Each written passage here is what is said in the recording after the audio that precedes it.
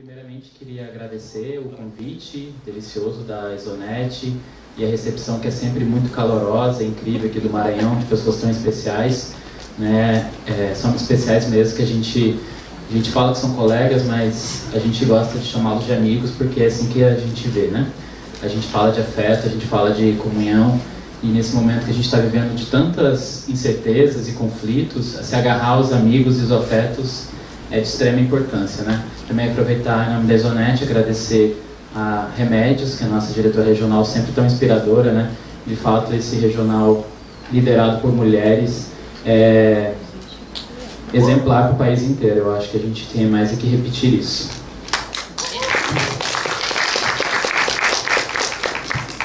Bom, estamos aqui acompanhados de mais um punhado de amigos, né, queridos. É sempre bom também encontrá-los. Estava falando ontem, quando encontrei eles, que a gente poderia logo morar junto, né? Porque é isso, a gente tem mais que se unir, né? Porque a guerra não está fácil.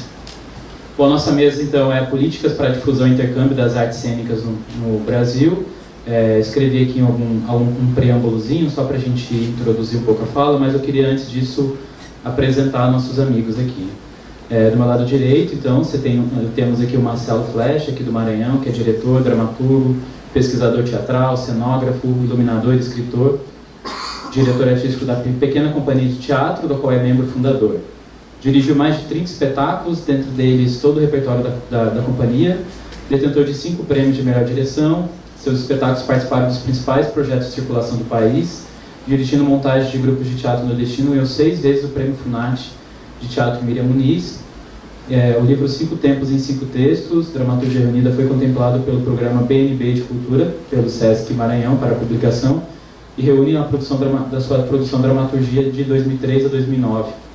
Criador do quadro de Antagônicos, método de treinamento para o ator e da transposição de gêneros como instrumento de confecção de dramaturgia.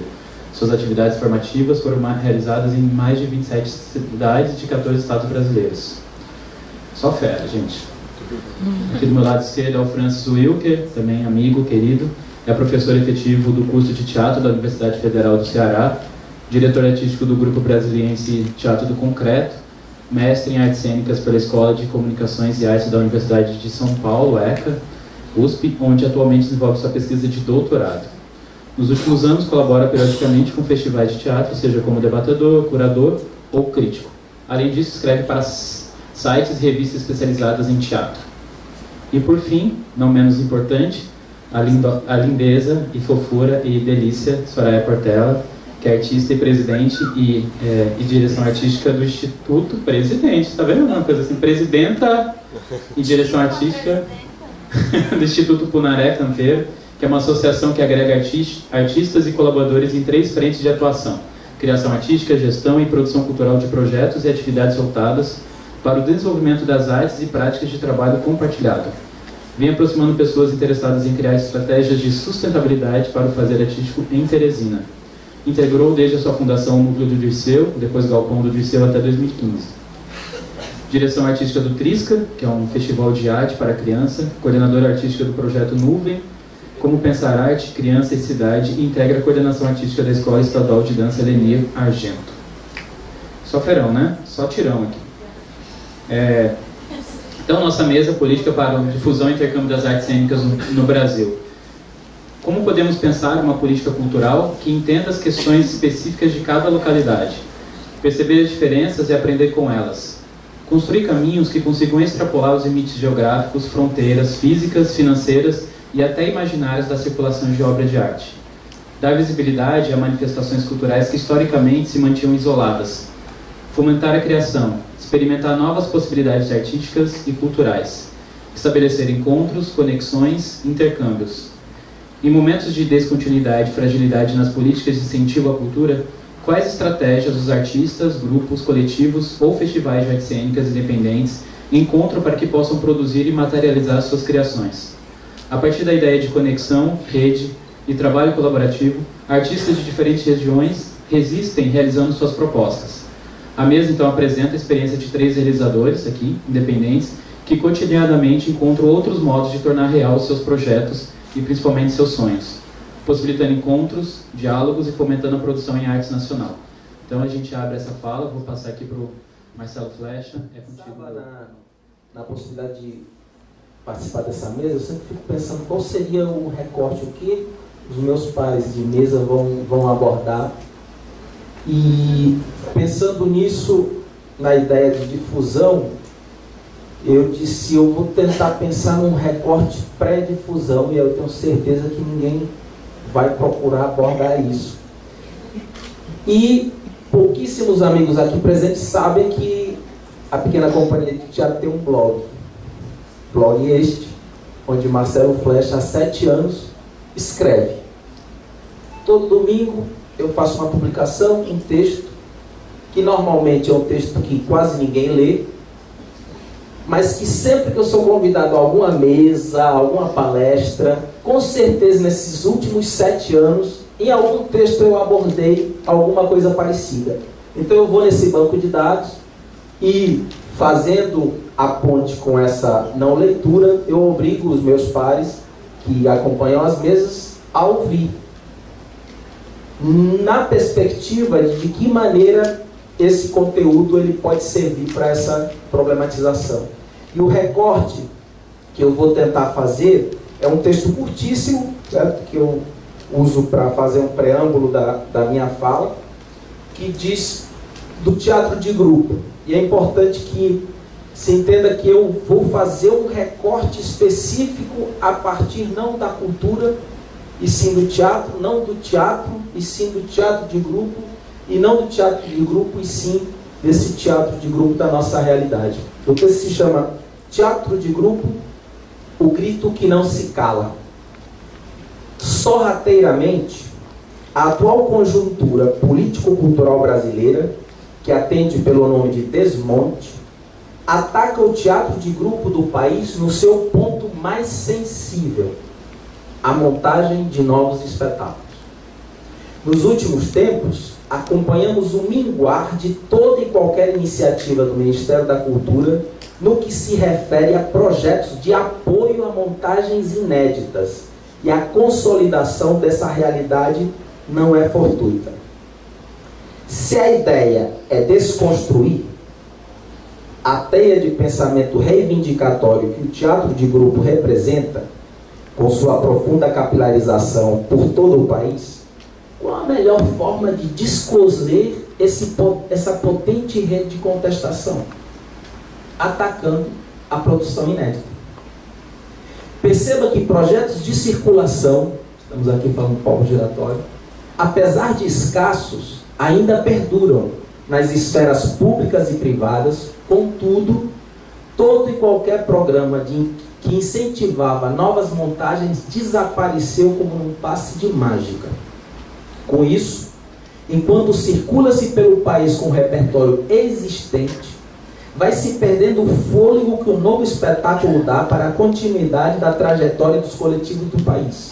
Ou seja, um desmonte sorrateiro, perspicaz, ladino, criminoso. Quando grupos menos estruturados, ou com menor poder de articulação, forem pleitear os poucos projetos de circulação que ainda existirem, perceberão que não conseguiriam viabilizar um novo espetáculo para circular, fazendo minguar o volume de novas montagens no país. Por consequência, ao constatar o encolhimento da produção de novos espetáculos, o próprio projeto de circulação remanescente passa a não fazer sentido, justificando-se a extinção e consolidando o desmonte da rede de grupos. Nem montagem, nem circulação. Cala-se o grito. Agora, o que os detentores de poder já deveriam ter entendido é que o coro do teatro de grupo do país é feito de uma textura indecifrável. Ele não rasga, não tora, não pui, não cede. Está além da vaidade individual, além do mercado, além das prioridades pessoais do artista. Ele resiste porque seu objetivo sempre foi a consolidação de uma sociedade mais justa, igualitária, humana. É o que o teatro de grupo busca com sua inacabável resistência embrenhada nos mais recônditos recantos do país.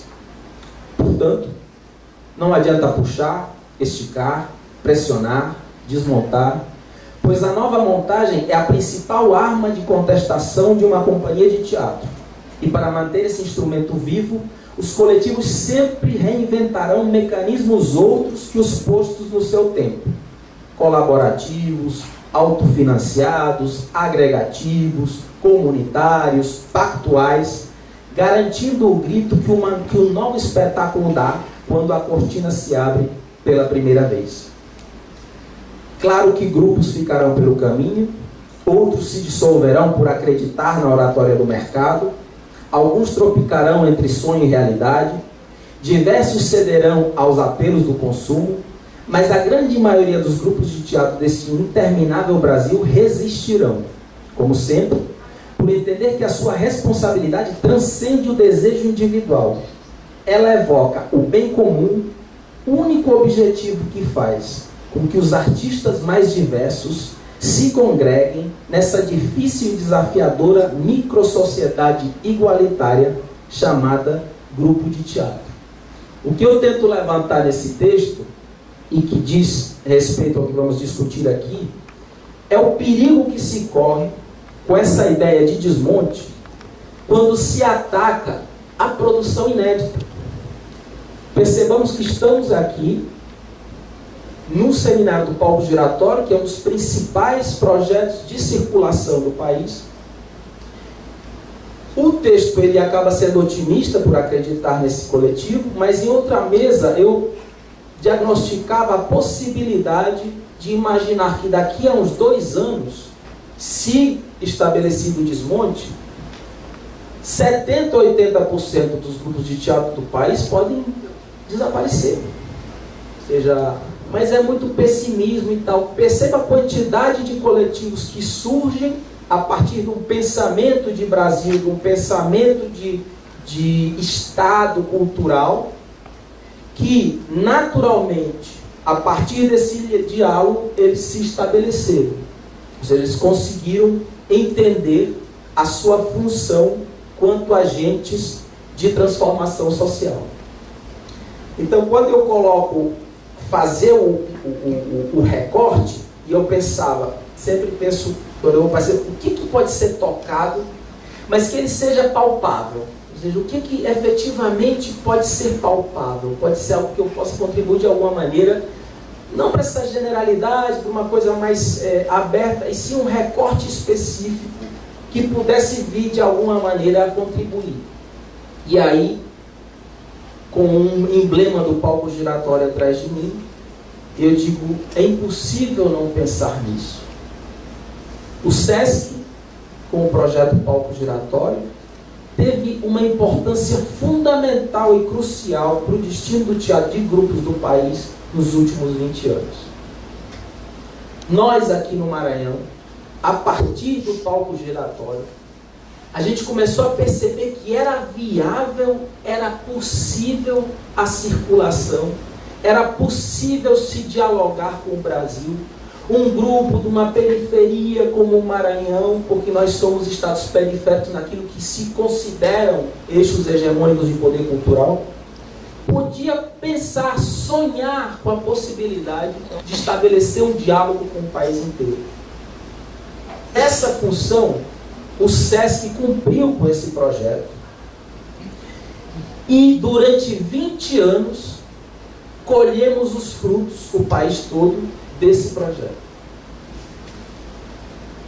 Não seria agora aproveitar que estou de frente dos meus pares, mas também de frente de curadores, de pessoas que pensam de alguma maneira as atividades culturais do SESC, se não é o momento, nesse momento emblemático dos 20 anos do Palco Giratório, do SESC começar a pensar de que maneira ele, assim como fez 20 anos atrás, pensando a circulação, não deveria começar a pensar na possibilidade de criar estratégias para o fomento a essa produção inédita que é atacada hoje na expectativa de que esses dizeres sejam calados, sejam mudos.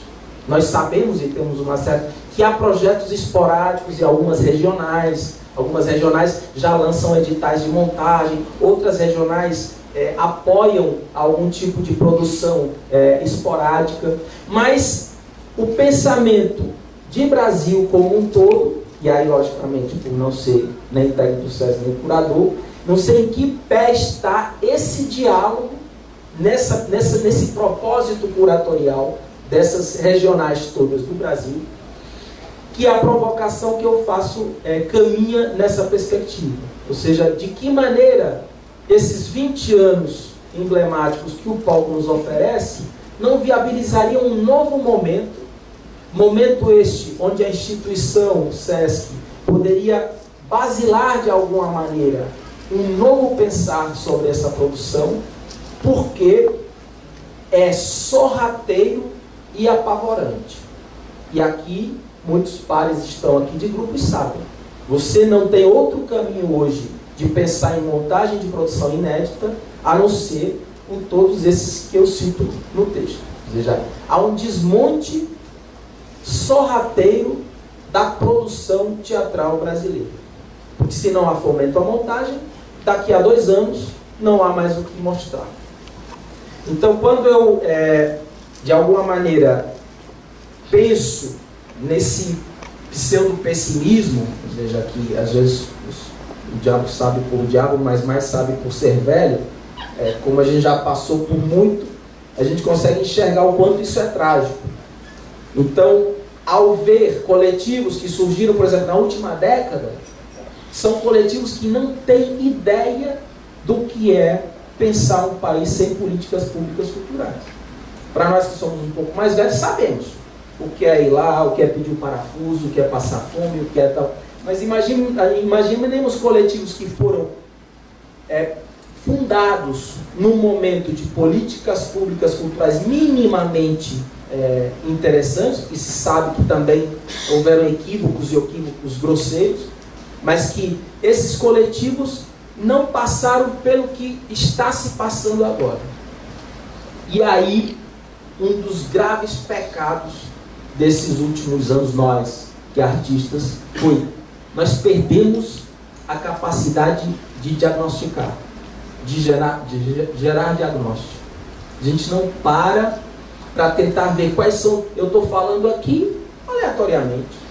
Não se diagnostica. Quantos grupos já acabaram no último ano e meio? Ou seja, que fontes são essas que demonstram que as novas produções, que elas vinham com um nível específico de produções novas de 20%, de 30%, de 40%, que número é esse? Quantas produções inéditas aconteceram no Maranhão no último ano? No Brasil no último ano? Processo de diagnóstico. Então, o monstro, ele pode estar ali, visível, mas se não se diagnostica como monstro, ele pode estar passando como um senhorzinho bom, querido e etc. Então, quando vi a possibilidade de dialogar aqui e saber que estava num meio onde alguns agentes significativos desse pensar do SESC em relação às artes cênicas, eu achei que seria oportuno não ampliar muito a discussão, e aí eu acho que os meus pares vão se encarregar, ou seja, é evidente das políticas públicas culturais, é evidente da necessidade das estratégias de mercado, tudo isso, mas estamos num evento promovido pelo SESC. O SESC já demonstrou e já provou a potência de atuação na sua sociedade como um todo e o poder que ele tem. Então seria um momento de jogar essa provocação de o que o SESC, neste momento tão crucial, pode pensar não mais individualmente como regionais, mas assim como 20 anos atrás, visionariamente, o palco giratório conseguiu, ou seja, para que esse projeto, num futuro bem próximo, ele não venha a minguar, porque não há a produção para circular. É pessimista, lógico. Eu acho que quanto mais pessimista nós somos, melhor para nós ficarmos felizes. Porque a coisa não é tão ruim como imaginava. É o que me faz sobreviver 30 anos fazendo teatro, é o que me faz sobreviver 20 anos vivendo exclusivamente do fazer teatral. E por isso eu lanço esse diagnóstico, na busca mesmo desse recorte, ou seja, tentando o que é difusão. Difundir o que se a produção está ameaçada? Difundir o que se o desmonte sorrateiro desse não fazer mais, aí politicamente não está verificando, é o caso. Porque aí, sem a percepção, sem um olhar, e ainda com o ataque à arte que está se vivendo no momento, o discurso está perfeito. Ou seja, não vou nem fazer. Então, o que eu chamo aqui na minha reflexão, e que vou já passar até, se sobrar uns minutos, até bom, porque sobra... Já acabou? Mentira! Então pronto. O que eu chamo aqui chamo, assim como 20 anos atrás o SESC foi visionário, e a prova está aqui no seminário Palco Giratório 20 anos, por que não pensar na produção inédita e de que maneira o SESC, como país, pode contribuir, como sempre contribuiu, para que o diálogo dessa arte não seja calado, para que esse grito ele não seja calado jamais. Não calarão, mas com uma ajuda de um pensamento mais amplo, certamente favorecerá a nossa caminhada. Muito obrigado. Boa tarde, quase boa noite. Queria agradecer muito ao SESC a oportunidade de estar aqui, Isonete. Eu era louco para conhecer o Maranhão, a primeira vez que eu estou pondo o pé aqui na terra de vocês, e muito grato por estar aqui. Provavelmente todo mundo está aqui inclusive estou preocupado vocês dormirem aqui no escurinho do cinema, já deve ter enviado pelo WhatsApp algum vídeo, alguma foto, alguma mensagem de voz, alguma música, porque são suportes muito fáceis de serem difundidos, né? De você, zoom, foi, está na rede. E no caso do teatro, da dança, essas artes, né, do corpo, essas artes aí da presença, as artes do tempo, a gente enfrenta uma série de desafios, né? Eu não consigo mandar a peça de teatro aqui pelo WhatsApp. Se eu for assistir ela por vídeo, ela é uma outra experiência, que não é essa aqui do corpo a corpo, é essa da presença.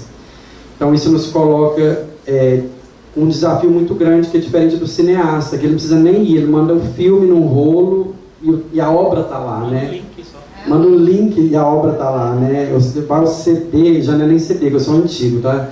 Mas, então são outras produções artísticas que têm uma outra natureza e outra facilidade de circulação, inclusive internacional. E aí o velho teatro artesanal, nosso teatro do corpo a corpo, a dança, enfrenta aí uma série de desafios para a circulação. Então eu queria começar trazendo alguns dados que eu consegui fazer uma pesquisa para pensar essa questão da difusão no momento brasileiro. A gente tem, nacionalmente, talvez 3 grandes programas de circulação. O maior deles é o Palco Giratório, que não é uma política pública, vamos lembrar disso, tá? Não é papel, o Palco Giratório é uma iniciativa do SESC, ele não é uma política pública do governo federal, do Ministério da Cultura, né? Eu acho que é importante a gente sempre lembrar disso. Poderia ser, né? O Palco Giratório, os curadores assistem muitos espetáculos e cerca de 90 vão para uma grande avaliação com os indicadores que esse grupo de curadores trabalha, e cerca de 20 espetáculos são selecionados do país todo. O outro edital, o outro programa, melhor dizendo, é o BR Distribuidora de Cultura, da BR Petrobras.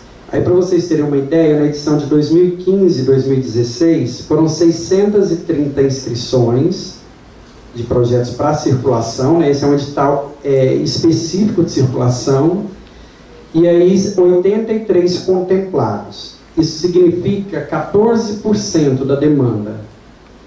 O velho Miriam Muniz, que era a única política pública do país para a circulação, e o Miriam Muniz ainda tinha o seu recurso dividido em 2 categorias. Você tinha um módulo para criação ou manutenção de grupo e um módulo de circulação. A última edição, 2015, antes do Ministério da Cultura entrar em coma e da Funarte entrar em coma, recebeu mais de 1.000 1.320 propostas. Isso significa só as propostas habilitadas, tá? Ou seja, receberam mais do que isso. 1.320 e poucas eram as habilitadas, se não for mais, que chegou uma hora que eu cansei de contar as linhas da planilha, porque não tem esse dado já tratado no site da Funarte, infelizmente.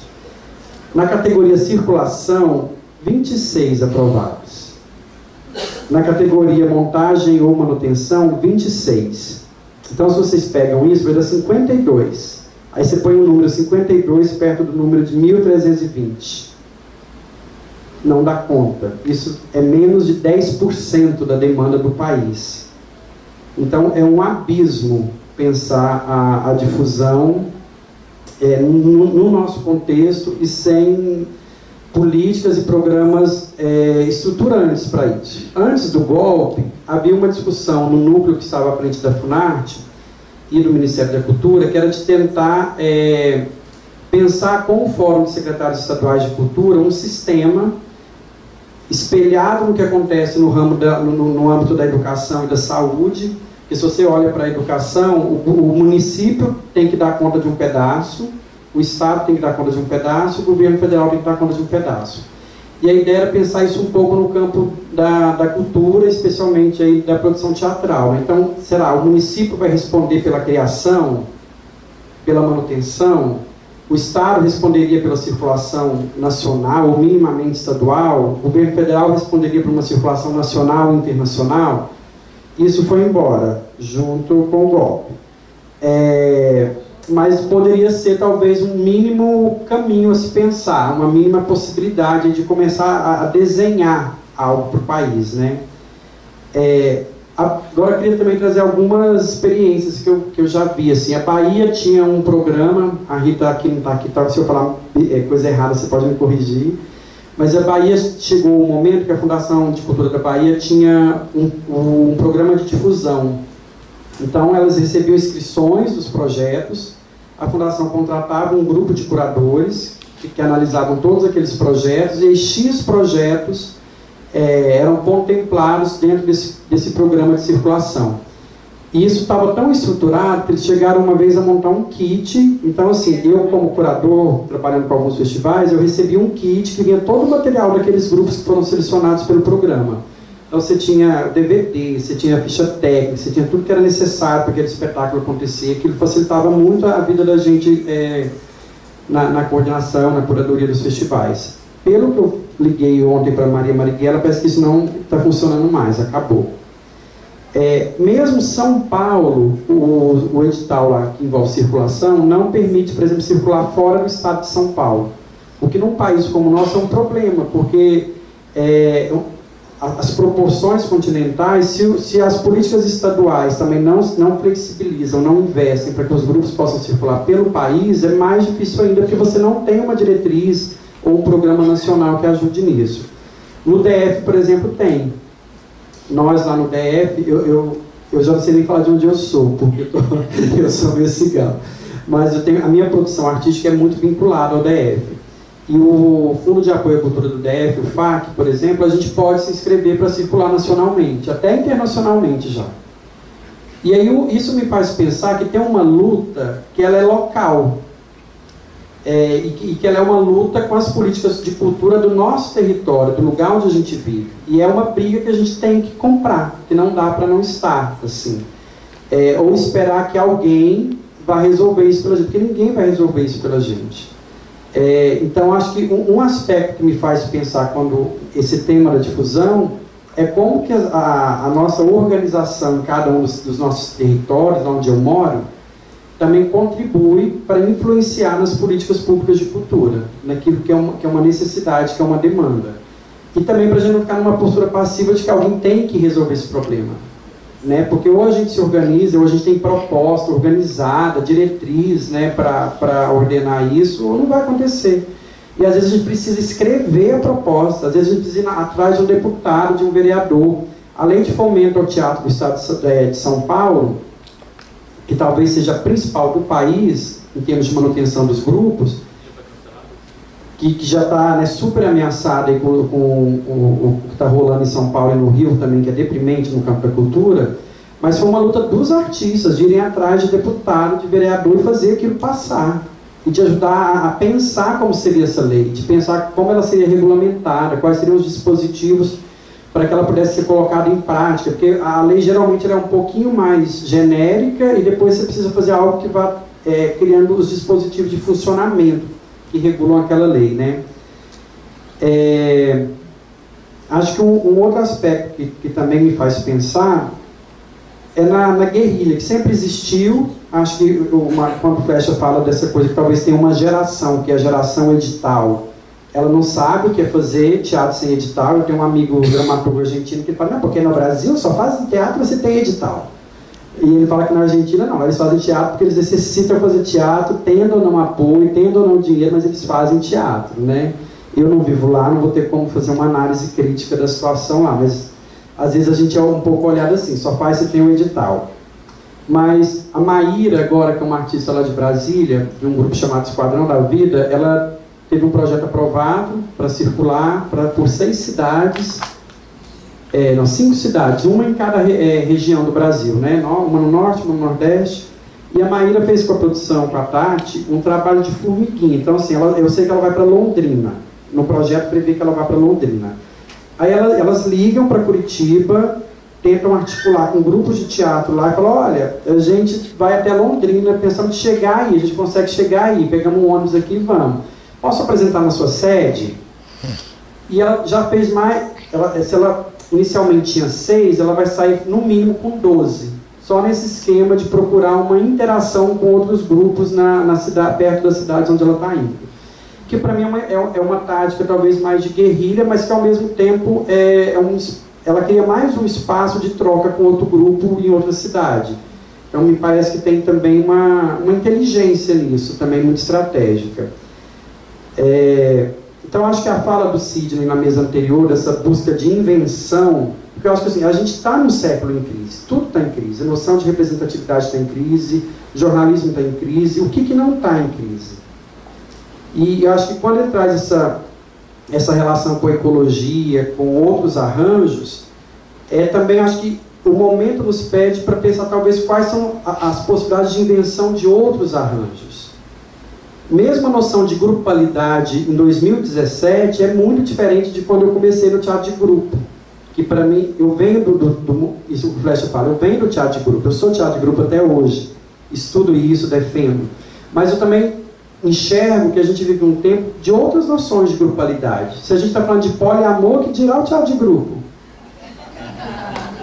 Né? Então, esse trânsito e esses agrupamentos mais móveis, porque antes a gente falava, era quase assim, o teatro de grupo constrói de fato uma pesquisa de linguagem e os agrupamentos temporários quase que não. Às vezes esse discurso era muito forte. Hoje eu já não sei, hoje eu também fico em dúvida em relação a isso. Eu não tenho dúvida que o teatro de grupo tem uma cultura comum, um vocabulário comum. Mas olha a Grace Passou, que saiu do Spanker, quantas coisas maravilhosas essa mulher fez. Dá para falar que a Grace não tem pesquisa de linguagem? Não dá. O Henrique Dias, a Cristina Moura. Então, eu acho que a gente vive um tempo que essas estruturas estão todas muito abaladas. E também talvez nos convidando a encontrar os novos modelos de fazer política, de fazer protesto, de fazer greve, de ser grupo e de circular.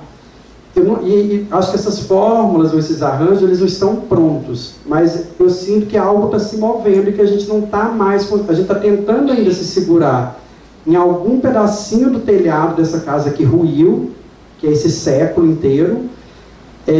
Mas ao mesmo tempo parece que a gente tem que lutar com duas mãos, uma que não quer perder conquistas super importantes de muita luta de gerações, e com a outra mão desse espadachim construir esse novo século, isso que a vida, que o mundo está nos convidando para a gente conseguir existir, inclusive. Isso envolve inclusive as reinvenções até dos afetos, das relações. Tem uns 2 minutos aí ainda? Já acabou. Ave Maria.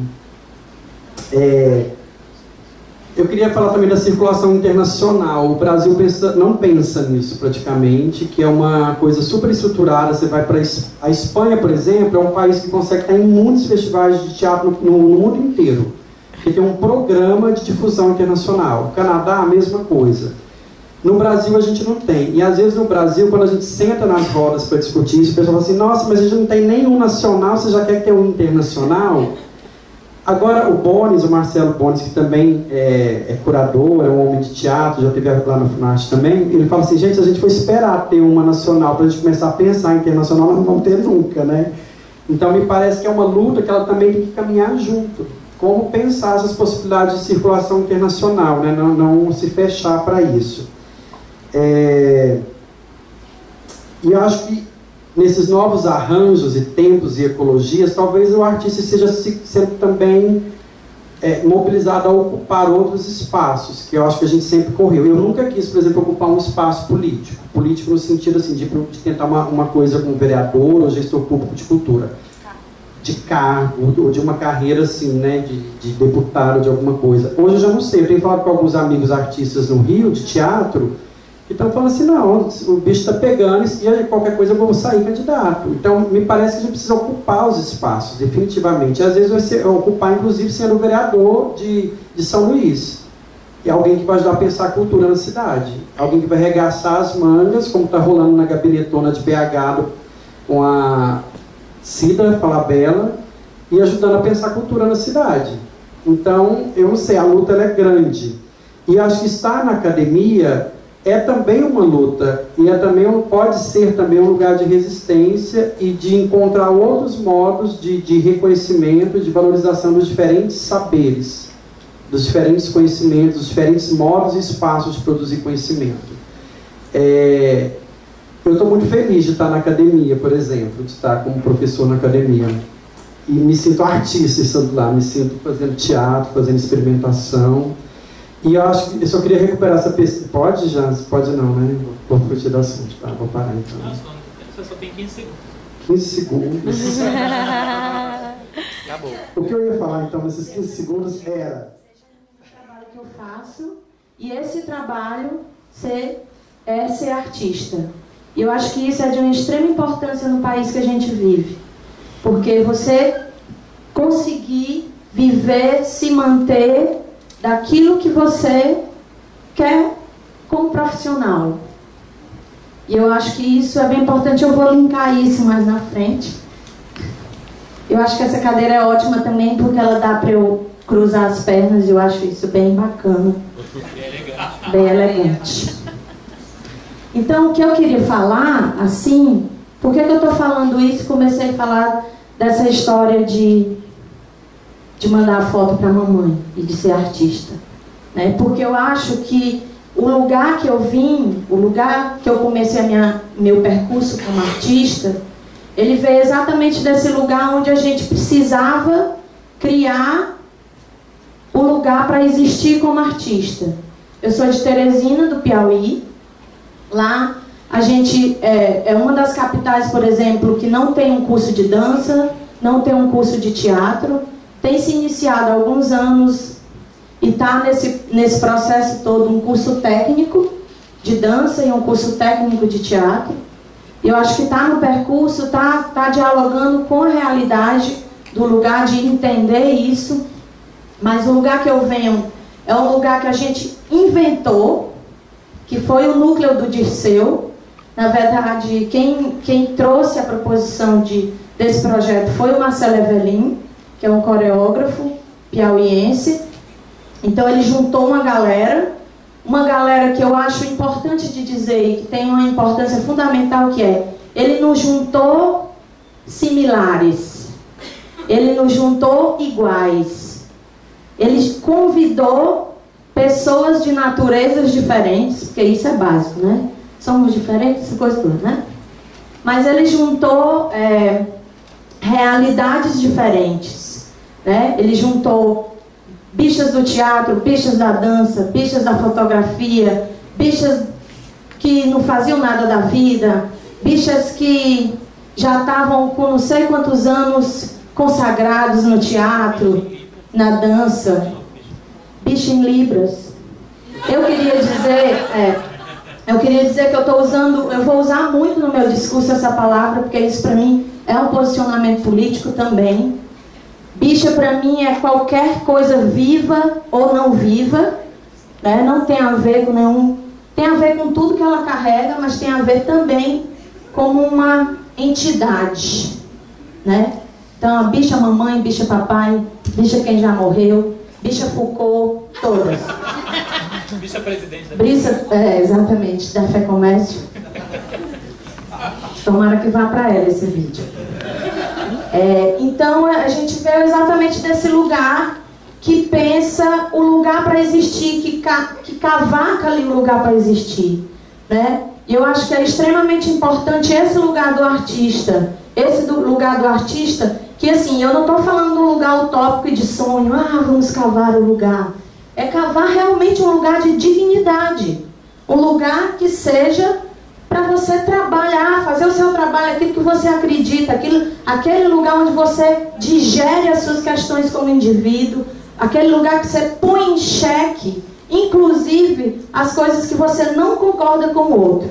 E eu acho que esse lugar é que é o lugar potente, né? Eu acho que é esse lugar que a gente precisa cada vez mais se criar para a gente. Porque a gente, às vezes, como diretor de teatro, de uma companhia, ou como artista, cria muito para o outro, né? É sempre para o outro. Outro é uma palavra que está assim, no pico, né? Outro, potência, diferenças, diversidades. Mas na hora que a gente precisa entrar realmente nesses lugares, a gente esmorece, né? A gente dá ali uma esmorecidazinha, porque os incômodos e tal, né? Mas aí como é que a gente realmente vive essas palavras? Vive essas... e assim, transforma essas palavras em ação, que eu acho que é bem importante de pensar. Então, eu queria também pensar nesse lugar de difusão. Eu gosto muito de... Eu vou trazer 2 recortes que eu acho bem importantes, que é intercâmbio e residência. Que eu acho que são lugares extremamente potentes, extremamente que precisam ser pensados cada vez mais. Porque eu sinto que, quando se fala em difusão, principalmente, a gente pensa muito nessa coisa de distribuição de obras, né? E aí os lugares de produção de conhecimento, os lugares onde você compartilha, troca, você realmente vive essas diferenças no âmbito mais celular, mais molecular, elas não são tão... elas dão muito trabalho. Elas precisam de mais tempo, elas precisam de uma organização maior. E aí eu tenho um festival que eu preciso trazer não sei quantas peças, uma dacular, outra dacular, outra dacular. Tem que ter uma que brilhe, que faça o babado, porque senão não tem a coisa toda. E aí os lugares de enfrentamento, os lugares de fricção são pouco aproveitados. E eu estou falando desse lugar porque a minha formação marginal e informal, que eu tenho o maior orgulho como artista, ela veio dessa potência, dessa insistência em conversas de mais de 4 horas, em conversas que duravam não sei quanto tempo, em conversas de discordância, em conversas de enfrentamento com a comunidade, em conversas de escutar o lugar que eu vivia e, principalmente, num lugar de me incluir como pessoa daquele lugar. Porque eu acho que isso é uma coisa bem importante. Ser mais uma pessoa daquela comunidade. Ser mais uma pessoa daquela universidade. Ser mais uma pessoa daquele grupo. Né? Porque a gente pensa muito, incorpora muito facilmente esses cargos, esses lugares. Né? Então, eu acho que esses lugares de produção de conhecimento, eles precisam ser pensados, eles precisam ser reajustados, eles precisam, e eu acho que eles precisam principalmente ser movidos, ser disparados por aquilo que a gente sente falta, e não por aquilo que não existe, que me enfraquece, sabe? Mas olhar realmente com um olhar cirúrgico, da como eu articulo aquilo, com que pessoas, com que perfil. Porque assim, como é que é a residência? Como é que é uma residência? Uma residência precisa de tempo, gente. Precisa de um tempo ali. Você está em residência com um grupo num lugar, é você viver aquele lugar, é você entender aquele lugar, é você dialogar com o vento daquele lugar, é você comer a comida e conversar com alguém, pegar um ônibus. Isso é uma residência quando você está.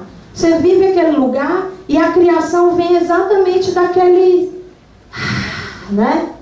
Daquele círculo, daquele espaço que você cria entre o espaço que você vive e que você manja, né? E do espaço que você está, espaço do outro, né? Então acho que isso é bem importante. E eu acho que intercâmbio, assim, falando em intercâmbio, como é que a gente pode pensar os intercâmbios não apenas juntando grupos? O que a gente faz geralmente com os intercâmbios, né? Você pega um grupo de teatro de um lugar e junta com outro grupo de teatro que vem apresentar o espetáculo. Isso é importante? É importantíssimo. Mas eu acho que o que a gente pode pensar? Eu pensando assim com a Lai, que a gente trabalha junto, no final eu não vou dizer onde a gente né? E aí que às vezes eu esqueço. Então, conversando com a Lai hoje, a gente conversando em Tarará, porque esses lugares que a gente é convidado para falar e tudo, a gente sempre usa como mais um lugar de fazer uma reflexão sobre o trabalho da gente. Terapia. Né? Exatamente.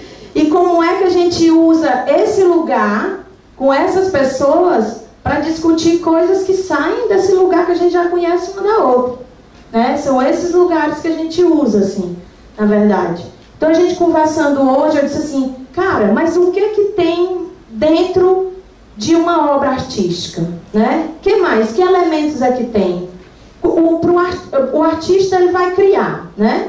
Ele cria uma obra. Mas o que é que mais precisa estar ali? O produtor, né? Uma bicha da gestão, uma bicha, sei lá, do figurino, do cenário, um músico, um cineasta, por que não um cineasta, né? Tarará. Então o intercâmbio, ele tem que ter mais esses outros elementos para que se criem novas estratégias, para que se criem outras saídas ou outras entradas, né? Porque às vezes aquele bate-cabelo ali naquela mesma posição não dá, gente. Não adianta teimar, não adianta ficar amargurado. Não, o que eu acho que a gente precisa fazer agora nesse momento é assim, quando você vê que está ficando amargo, vaza. Não vamos deixar amargurar o corpo, amargurar essa casa que a gente tem, porque senão a gente está ferrado. O que as bichas estão querendo aí é isso, bichas do ó, né? Vamos combinar. Enfraquecer as forças, não deixa, não vai assim. E eu acho que a gente precisa pensar nisso, que eu estou inaugurando um modo hoje de falar, que é olhar as minhas pescas. Eu pus até o caderno errado. Olha, peguei de novo. Tem mais 5 minutos para coisar. Vou coisar aqui. Então...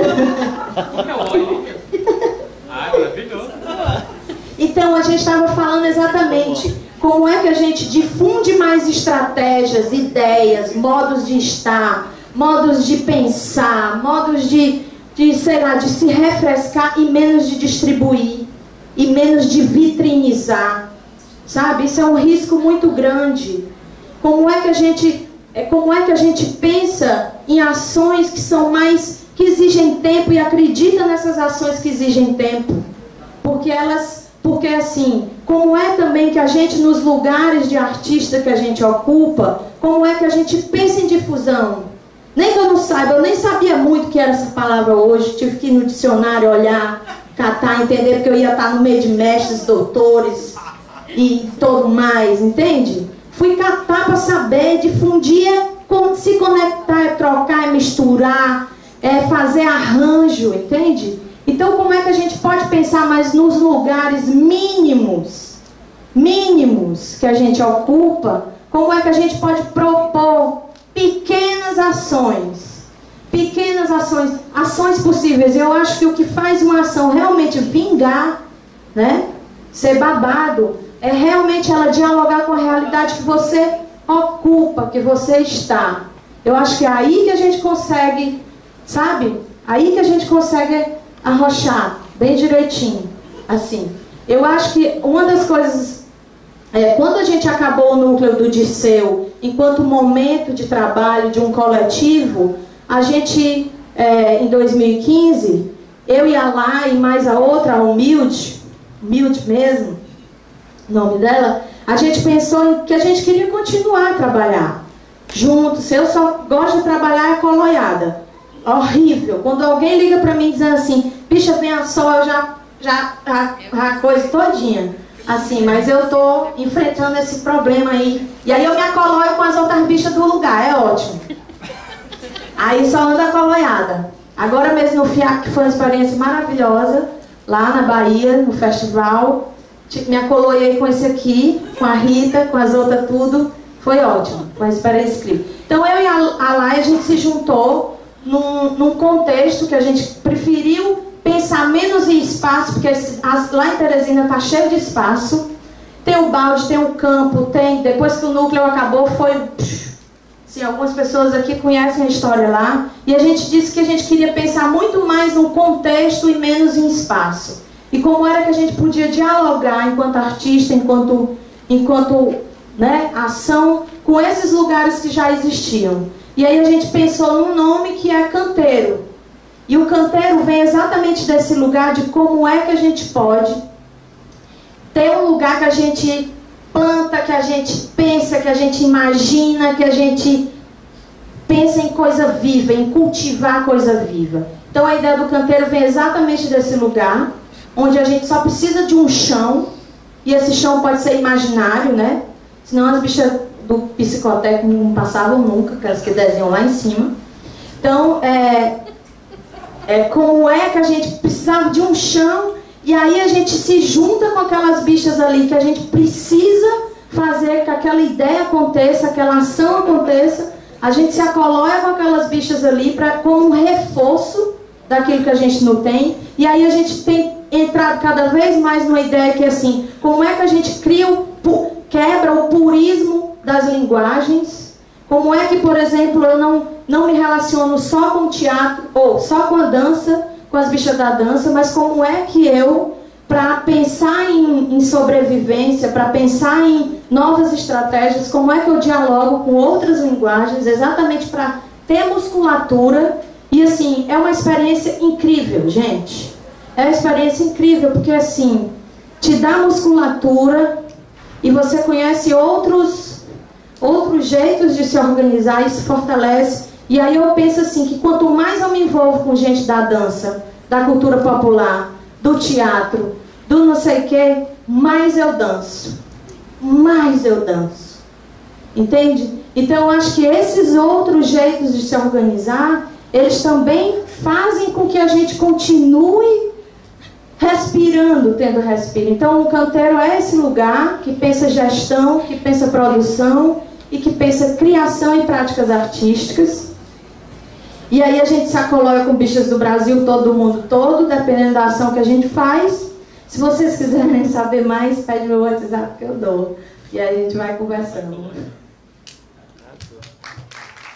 Como a gente pode coloiar mais, né? Então, também, por que é preciso existir? Por que é preciso resistir? Por que é preciso inventar? Por que é preciso enfrentar? Por que é preciso fazer junto? Como criar novas estratégias, novas saídas, novas entradas? Como fazer menos vitrine, mais refrigeração? Como arrochar mais? Como aproveitar os diferentes saberes? Como não deixar minguar a criação? Como que a gente dá conta? E principalmente como é que vai ser nossa guerrilha? Eu abro o debate e a gente segue conversando. Sua provocação, eu acho ela primordial. A gente tem pensado já há muito tempo como é que a gente vai enfrentar isso, já que a gente atua de fato em projetos de circulação, em momentos em que a criação não está dando conta, né? A gente não tem políticas públicas, mas ao mesmo tempo a gente esbarra num problema conceitual, porque ao mesmo tempo o SESC nunca vai dar conta, a gente sempre vai conseguir atender 2%, 1% de toda a produção, então de fato a gente não vai dar conta, Mas, claro que hoje já tem várias iniciativas, né, vários SESCs pelo país têm feito projetos de residência e criação. Isso, inclusive, está na nossa política cultural, né? É uma das nossas diretrizes, é experimentação e criação, está lá na nossa nova política. Então, a ideia é provavelmente que isso não saia de um projeto nacional, mas que seja realmente projetos estaduais e municipais, porque são esses SESCs mais nesses locais que podem dar conta de entender um pouco mais as especificidades de cada lugar, né? Mas, de fato, a gente tem pensado muito nisso, né? A gente tem discutido muito projetos de residência, projetos de criação, mas, de todo modo, se a gente não montar nossas guerrilhas e irmos correndo atrás das políticas públicas, acho que, de fato, a gente não vai conseguir. Eu falo isso não como SESC agora, né? Falo mais como artista. Se a gente não for lá e bater de frente com esses outros locais, eu acho que as transformações não vão acontecer, porque realmente só o SESC nunca vai dar conta, e nem tem essa pretensão, né, de dar conta. Eu acho que é importante fazer junto para poder fazer mais, né? Enfim, mas de fato é uma coisa que a gente tem pensado muito. É só as cenas, ouvir as classes, ouvir quem já circulou, quem está perto, quem nunca circulou também, o que acha que é necessário, né? Para a gente também repaginar o projeto, né? 20 anos são 20 anos, e daqui para frente a gente também tem uma série de ideias, como a gente pode fazer com que ele acompanhe mesmo, né? Os seus momentos, os próximos 20 anos, o que vai ser, né? Então, a gente vem debatendo, né? Porque, por um lado, às vezes há uma preocupação que o projeto vire ou esteja virando um pouco milhagem artística, né? Tem grupos que já nem sabem muito bem onde eles tiraram fotos, por exemplo. Para a gente isso é uma questão, né? Uma questão é um problema, né? Então, pensando nisso, todo ano a gente debate, será que a gente não bota alguns circuitos de residência, né? Mas isso vai fazer com que menos grupos possam circular, né? A gente vai ter que diminuir para 15 ou 10 e outros circuitos, enfim. É sempre um impasse, né? O que é mais importante, sendo que está sempre no lugar da falta, né? Então, a gente está nesse momento bem precioso de repensar, né, o que ele pode ser. E também, pegando o gancho da Soraya e também do Jean, né, é tudo muito compartilhado, né? A responsabilidade também é dos regionais acolher esses grupos, ouvi-los e abrir o espaço, pensar propostas, né? E isso o SESC tem essa abertura, né, em todos os lugares. Mas também pegando o gancho da Soraya, a gente também tem atuado muito para além dessa questão do circular espetáculo, ou mesmo do criar o espetáculo, né? Tem o SESC Dramaturgias, que são uma circulação de oficinas, pensando dramaturgias em suas diversas, né, possibilidades. Já participou, a Sandra está aqui, enfim. Como é que a gente pode quase que voltar a esse lugar de uma pesquisa sem visar um produto necessariamente, né? E isso vai acontecendo. Já tem vários lugares onde não havia uma cena de dança que já existem alguns coletivos existindo, criando, né? Tem o Núcleo de Pesquisa e Memória, que era o antigo banco de textos, né? Que é um espaço também que, surgiu esse núcleo aqui no Dramaturgias. Então, quero um espaço para ensaiar, SESC. Onde pode ser? Vamos pensar nesse núcleo de pesquisa, o que ele pode ser. Tem o Cena em Questão, que é um projeto de circulação de oficinas de crítica, porque crítica também é uma mediação da maior importância, né? Lá em Cuiabá mesmo já surgiu um grupo de escrita, que é o Parágrafo Cerrado, que está super atuante. Então, como é que a gente pode mesmo perceber essa visão do todo, né, que a gente tem lá no Nacional, dessas diferentes facetas para além de produto de espetáculo, né? E claro, o palco está aí para cumprir com isso, e a gente também conta com vocês para essas outras dinâmicas, né? Eu, particularmente, Mariana, como artista, gestora, eu acho muito mais interessante circuitos de residência do que mais grupos circulando. Não sei, são decisões difíceis que a gente tem que tomar, né? Mas que a gente está nesse momento de escuta mesmo, né? De vocês. São apostas. Eu vou fazer uma pergunta para a mesa. Oi, eu sou Laiane, sou artista produtora cultural, moro em Teresina, Piauí. Trabalho com essa militar nessa mesa. Eu acho que tem uma coisa muito bacana em tudo que vocês trouxeram como discussão, e algumas palavras me chamaram a atenção, especialmente essa relação que o Marcelo, essa colocação que o Marcelo trouxe sobre diagnóstico, né? que foi uma coisa que a gente estava conversando informalmente, foi uma palavra que surgiu e, curiosamente, na contramão do que você trouxe, né?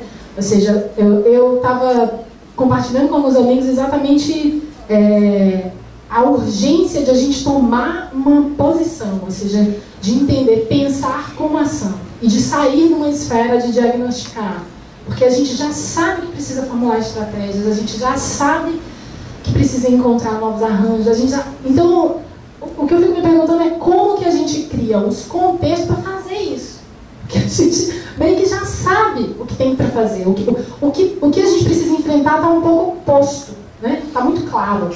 Então, pensando nisso, uma palavra que me ocorreu e que, curiosamente, também não apareceu na fala de vocês, foi a ideia de rede. Rede um termo quase meio gasto, assim, né? Que a gente falou muito. Foi uma palavra que foi também um pouco esvaziando, mas que me parece está muito próximo da ideia de difusão. Então, o que eu queria trazer como provocação e pergunta para vocês, para quem quiser se colocar, como é que vocês estão vendo essa noção de rede atualmente, especialmente no mundo que está cada vez mais polarizado, no mundo em que a gente está incorporando hábitos cognitivos, né, dessa vida online, que nos segregam, que nos separam, que nos deixam em bolha, e esses hábitos cognitivos não são apenas usando essas mídias, esses hábitos cognitivos mudam a nossa maneira de perceber as pessoas, de se relacionar. Então a gente está virando um tipo de corpo diferente mesmo, mais segmentado, mais intolerante ao que não funciona, que a gente descarta, que a gente não tem mais paciência para esperar muito que não dá certo, a gente já vai para outra coisa. Então como que vocês estão vendo essa ideia de rede e em que medida essas redes elas não estão se tornando sistemas também fechados?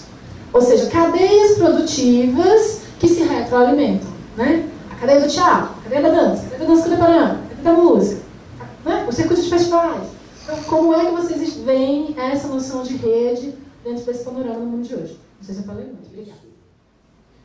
É pensar um pouco com visão estratégica, ou seja, além daquilo que já está posto. E aí eu vou pegar a fala do Franz, dessa ideia, ou seja, que a menina fez. Essa nós fizemos. A Pequena Companhia aprovou o programa do BNB, ocupamos Fortaleza durante 15 dias e estávamos ao lado de parceiros, Mossoró, Natal. O que fizemos? A partir daí fomos, com a cara e a coragem, os parceiros e tal, fizemos a rede, lotou, foi lindo Mossoró, foi lindo Natal, mas a conta não fecha. Ou seja, a ação é possível, estivemos lá, lotando, pago, lá fomos os nossos amigos, pagaram R$30 o ingresso, e a conta não fecha nem perto, voltamos com R$100 cada um e tal, isso para rodar 1.500 quilômetros. Então, o que está posto, já conhecemos e temos que continuar, porque fica parecendo que eu estou excluindo a briga por políticas públicas. Não, isso é fundamental, não há possibilidade se não for a partir de uma política pública cultural. Ponto. Além disso, é pensar um pouco além do que está posto. Porque o que está posto, e aí quem quiser ir lá no blog é só buscar Desconstruindo a Teia da Revolução, está lá um texto imenso falando sobre rede, exclusivamente, um texto longo que fala sobre rede e como nós em 13 anos perdemos a chance de construir uma rede indestrutível. Porque nós estávamos todos circulando, se vendo e tal, só que o Estado estava respondendo, então a gente não cuidou de construir essa rede. Ou seja, a Pequena Companhia circulou o país todo, não pelo palco giratório, pelo Miriam Muniz, pelo PR, pelo tal, mas não pensamos nessa estrutura de rede. Nesse novo pensamento, precisa ser um pouquinho além dessa curva. Porque como rede, inclusive, a conta não fecha. E aí, o que me incomoda é pensar, não, mas eu tenho uma estratégia, eu tenho um pensamento, é possível, mas quando você vai executar esse possível, mas a conta não é frustrante, porque foi fantástico, porque eram amigos, porque Mossoró é amigo da Pequena Companhia, Natal é amicíssimo, então imagina, estava ali do lado. Lógico, eu estou falando isso aqui tudo de carro, com reboque atrás, carregando o cenário, dirigindo 1.500 quilômetros, não é? Mas mesmo nessa posição de resistência, ainda assim não possibilitou da gente dizer por que a gente não arrisca e faz João Pessoa e faz tal, não sei o que. O Pedro Vilela reclamou, pô, não chegou aqui já estamos aqui mesmo, né? Isso, aqui do lado. E aí é que esse meu desejo, que efetivamente o pensamento de rede seja um instrumento estruturante, ele precisa ser pensado além desse horizonte. Porque aí as experiências, se a gente for pegar e jogar, a gente vê que isso a gente já praticou e sabemos que ele está distante de uma possibilidade de ser um contraponto a esse momento. Porque o momento é agudo por isso, porque é de desconstrução. A gente está falando, não é 1 ano, 2 anos. Certamente será a próxima década e meia, porque eu sou pessimista. Ou seja, o que foi conseguido, podemos passar mais 1 década e meia para conseguir novamente, ou os 50 anos. Então, essa aqui é para mim a única forma. Fazer tudo que é necessário que a gente conhece, mas de alguma forma está pensando em alguma coisa estratégica fora da curva, maluquice. Como vender teatro em português para a China? Não sei. Entendeu? Mas pensar além do que já está posto. É o único mecanismo que... E não vai funcionar, não vai dar certo. Ok? A gente sabe que não dá certo. Como é que a gente pensa esses contextos de troca, né? O que está em troca nessas redes e tudo? Com quem que você está fazendo rede, né? Porque tem isso também. Qual essa relação de dividir uma existência que é distante desse pensamento de igual? Porque eu acho que você compartilhar e dividir não é você dar partes iguais, mas é você dar o que é possível, o que você tem para dar ali. E eu sinto que cada vez mais a gente está criando. A Mari trouxe um ponto que é assim, esse ponto da relação com o produto, né, com a produção. Como é que também como é que os contextos que a gente está gerando, na verdade, isso que a gente vive de produção e de serviço nas artes, na cultura, vem também de um reforço que a gente dá, né? Os contextos que a gente cria para isso. Assim, as respostas. Eu estou falando isso porque, assim, muitas vezes a gente entende essa coisa de, por exemplo, tem um festival ali, tem outro acolá. Como é que você troca com o artista, né? Como é que você troca com aquele parceiro ali? Que troca que a gente está querendo? O que a gente está reforçando nessas redes, né? Como é que a gente pode entender os projetos e as parcerias, né? Que investimento é que você está dando ali, principalmente? Porque se a rede virar dispensa, onde eu só pego o que eu preciso, a rede vai cair. Porque se cair um, cai tudo. Eu acho que a Soraya, quando fala das residências e dos intercâmbios, é muito bacana, porque tem muito a ver com isso. Geralmente agrega muito ao trabalho essa troca, outras possibilidades, inclusive, de desestabilizar um grupo ou um coletivo que já vem funcionando de uma maneira, esse encontro com este corpo estranho, que vem com outras perspectivas poéticas, geralmente é muito rico. E aí eu acho que nem sempre a gente consegue tanto investir nisso no momento de criação, mas eu acho que na circulação, sobretudo, de algum modo, muitos de nós atuam um pouco, né, nessa perspectiva aí da rede. Agora, o que eu acho que rola é que essa rede parece que ela só é ativada no momento da precisão, assim. É como se ela só existisse no momento da execução, né? E aí, eu acho que diferente de algumas experiências que você tem na Europa, por exemplo, ou na América Latina, onde há um pensamento estrutural de como que essa rede é mantida, é alimentada, é meio programático, né? Eu acho que isso eu vejo pouco. Teve um momento que os festivais de teatro tinham uma rede, inclusive, mais forte do que tem hoje, inclusive de pensar ações de maneira conjunta, né? Não apenas, de repente, dividir programação, mas você tinha uma agenda dessa rede, assim, um jeito de operar, né? E que eu acho que também já deu uma certa desmobilizada. Agora eu penso também na possibilidade de criar outros espaços, assim. Eu acho que às vezes a gente também fica muito querendo ser legitimado por um espaço que já existe. Então eu fico olhando a experiência da Manuela Castelo Branco lá em Brasília, que é palhaça, trabalha com circo, E aí já existe toda uma coisa, assim, você quase não tem mulheres, né, na coisa do circo, assim, na história, inclusive, contada do circo. E a Manuela, ela não ficou esperando ter um festival que fosse chamar para o trabalho dela acontecer. Ela começou a ligar para as amigas dela, palhaça, e falar assim, mulherada, vamos fazer alguma coisa? E isso virou, começa com uma coisa, quase nós lá em casa, no quintal de casa, digamos assim, que eu acho que tem a ver com isso que você fala, talvez de um encontro, da troca, e parece que aquilo ali é um canteiro onde algo vai nascendo. E hoje esse festival se tornou um festival internacional, que ela faz com as palhaças, com as mulheres palhaças, e são só mulheres palhaças. E a aldeia segue ainda até o dia 9, com muita coisa boa para acontecer. Novamente agradecer aqui em nome da direção local, da Zonete.